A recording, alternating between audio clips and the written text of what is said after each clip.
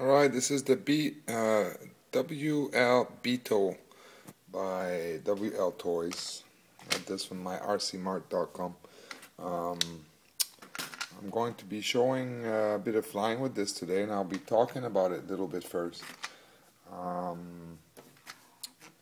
few things to say about this quad. First, the price. It's really cheap. So as far as, getting into the hobby and buying a quad to learn the controls or learn how to fly a quadcopter, this is unbeatable.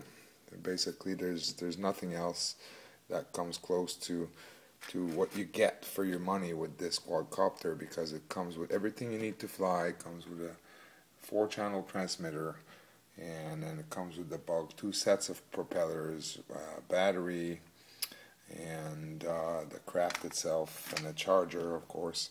So you get everything you need to basically open the box, charge the battery, and go flying for a very low price. And I don't think, actually, it's not, I don't think, I know this is unequaled by any other companies out there. So thumbs up for WL Toys for what they did here, which is come up with something that is really affordable for, as an entry model for people who want to get into the hobby. Absolutely no complaints there. Now, a few comments about this quadcopter. The first thing is, I believe it is very sturdy the way it's been built. First, the propellers are super soft, so these things are not going to be easy to break. You're going to need quite a severe impact on them to break them. And also, the RPM on them, the speed of rotation, is really not that high. The way this quadcopter is set up is the weight is quite light, and the propellers are actually quite large for the size of this quadcopter. Therefore, the propellers do not need to spin a whole lot fast. Like, they don't need to spin really fast in order to lift off and get decent performance with it. And so this has got multiple advantages. One is you're not going to break propellers easily because they don't spin all that fast. And second, it's quite safe for a beginner. So if you were to make a mistake and somehow hit yourself with the propellers, the chance of actually getting injured by this, more than just a bit of a sting from the propellers, are very slim. So it's a very safe quad for beginners. And the cool thing about it is that not only it's good for beginners, but it makes for a quite nice toy for even advanced pilots who would like to have something, to fly around inside the house on rainy days or take out on a camping trip, because it's so small and compact and comes with its own charger and transmitter, which is small and quite compact as well. So it makes for, something nice and small that you can carry around and wherever you go, if you just want to bring something to play with. And of course, like I said, it makes for something nice to fly around indoor, like on rainy days or in the evening or whatnot. So this may not only appeal to beginner pilots, simply because the price is so low that I think some advanced pilots will be interested in a model like this, just to for having extra fun in times where more advanced models are maybe not the best thing to use. Now, just to have a quick look at this is the battery here. It's got it installed on the bottom. Can't remember what mAh this is. 3.7 volts. I think it's 300 and no. Actually, I apologize. I don't actually remember what capacity this battery has, so I might have to post that in a subsequent video. And then the booms, they're not all that long, but the way it's set up with this frame, everything is quite flexible. Like, it will bend a little bit, as you can see here. There's a bit of bend to it. So again, this makes it quite crash resistant for beginners. And then a great thing about this is that the motors will not basically get a hit when you crash. If you crash upright, in an upright position, the landing skid, maybe the arms are going to get a hit, but not the motors, because the motors are not directly exposed to an impact that way. And if you crash it upside down inverted, again, the propellers might get a hit, but because the motors mesh with a gear, the motors are out of harm's way at just pretty much at any time. So this makes it, again, very, very crash resistant. You may have a motor slip out of its sleeve a little bit during a crash. Just push it back in, and up you go. It's ready to fly again. So that's quite nice. What else can I say about this? I've tried this a couple times now. In fact, some of you are, I guess, who are subscribed to my videos, you'll find that I've posted this same video before. I'm doing it again because in the last video I had the fan running, this fan right here. And I didn't realize it, but it really muffled the audio on the video, because the fan was blowing into the microphone, making all kinds of muffling noise, and it was not easy to hear. It made for a pretty poor quality video, so I'm re-recording this now. So what I'm going to do, I guess now, is I'm going to show you a bit of flying, and while I'm flying it, I'm going to talk a bit about it. Again, this is, as I said, it's a very good entry model for a beginner. I think that I don't think advanced pilots should expect the same performance out of this quad as they would from, a hobby-grade quadcopter. But they might be pleasantly surprised at what it's able to do flying indoor and even outdoor with decent wind. The transmitter itself is quite ergonomic. It's small. I actually kind of like it. And right here there's a button. This button here will enable you to change the rate, the servo throw, well, not servo, but the throw on the rudder, the elevator, and the aileron. And it ranges from 20% all the way to 100% in increments of 20%. It goes 20, 40, 60, and then 100%. There's no 80% on there.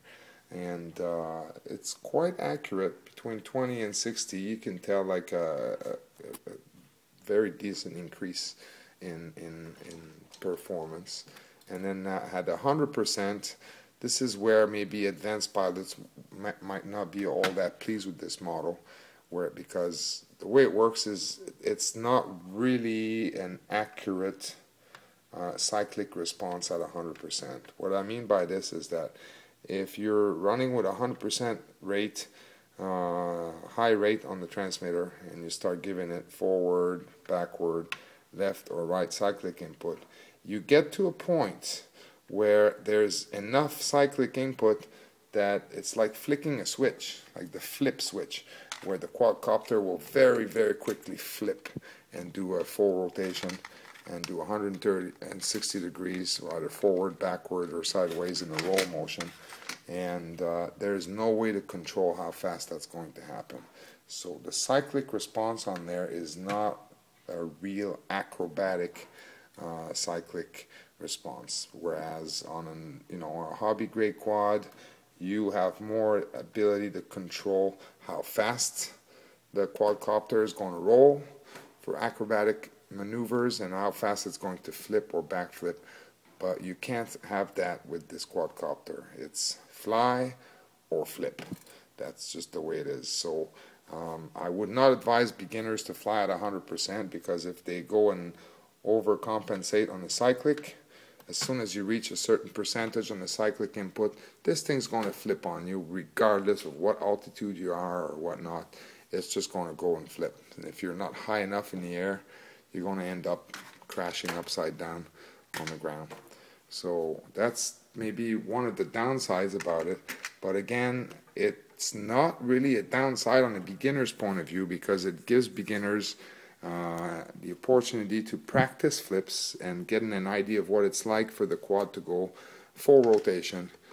Of course, if they try it with enough altitude, the thing will go a full rotation, and from there they need to regain control of it, and it's quite good practice for beginners to practice acrobatics. But basically, with a hobby grade quad, you're going to get a lot more control and leeway as to how fast you're going to flip it, and you can stop it inverted and do a late recovery with it, things like that. This is not something you can do with this quadcopter. So yeah, again, I think it's truly aimed at beginners and being an entry model, and in that respect, I think WL Toys did a wonderful job. So 10 minutes in now, just talking. I'm going to try to show you 3 or 4 minutes of flying with it, and then I'm going to land this and end this video. So let me connect this. Turn on the transmitter. What we do now is just wait for the beeping to stop. And there it is. The beeping stop means I'm bound. Let me test it. Put the camera down. Hold this down. There we go. We got control. So let's have a look. This is going to be a short flight now because YouTube will not allow me to upload videos any longer than 15 minutes. So I got about 3.5, 4 minutes left of videoing here. So I'm going to start at 20% and I'm going to trim it.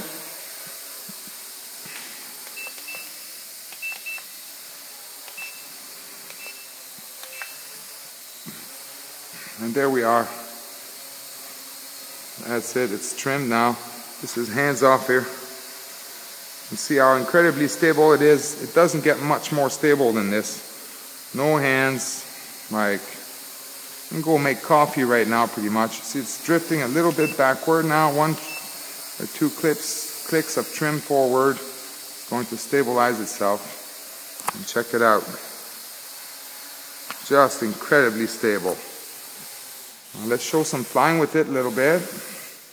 This is 20% servo throw or 20% cyclic response. As you can see, it's moving quite well with only 20%.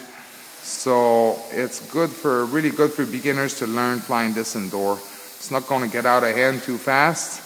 And it's moving just enough that you're able to counteract.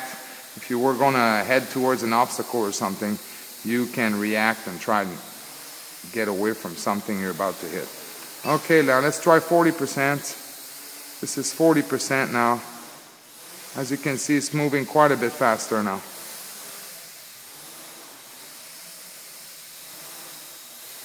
And now let's try 60%. And that's about as much as I will do today. I will not fly it at 100% indoor.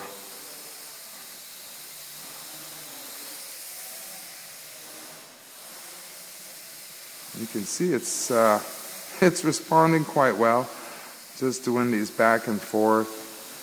And like I said, it's a great entry model. For example, to learn your controls like this. See, I'm flying nose in now, so everything is reversed. Right, my controls are reversed since I'm flying nose in, and it's a good way to for beginners to learn how to fly a quadcopter. And simply because the price is right, like you can't beat the price on it. So let me just show a little bit more flying here, maybe 1 more minute before I land this, because I do not want to exceed the 15 minutes allowable on YouTube, or else I'll have to trim the video and mess this up.